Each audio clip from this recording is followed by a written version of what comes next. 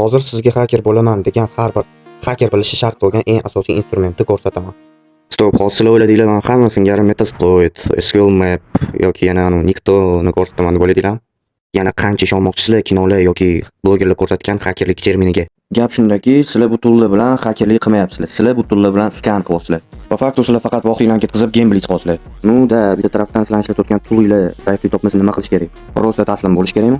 Nima qilish kerak? Oldin o'zingizga savol beringlar. Siz kompyuter programma nimaligini bilasizmi? Yoki internet tarmoq qanaqa ishlashini yaxshi tushunasizmi? Yoki siz izlamachi ko'rmoqchi bo'lgan veb-sayt qanaqa darajada qurilganini yaxshi bilasizmi? Siz hech qachon haker bo'la olmaysiz agar bu narsalarni ichidan qanaqa ishlashini bilmasangiz. Shunda siz shunchaki tugmani bosib omadda o'tiraverasiz. Shu sabab eng asosiy hakerlik instrumenti bu sizning miyangiz. Oddiy qilib aytganda, siz tizim qilgan dasturchilardan ham ko'proq tushunishingiz kerak. Endi real gaplarga o'tamiz. Agar to'liq kastam bo'lmagan tizimni buzayotgan bo'lsangiz, qaysi texnologiya, qaysi versiya ishlatyapti, shuni bilib oling. Skanerlar buni har doim ham aytmaydi.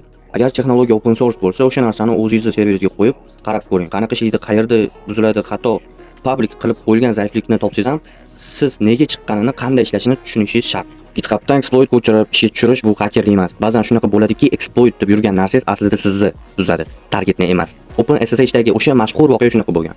Shuning uchun har doim kodni o'qing, imkon qadar chuqurroq tushuning. O'zingiz skaner yozing, o'zingiz exploit yozing va skript Kiddle bo'lib qolmang.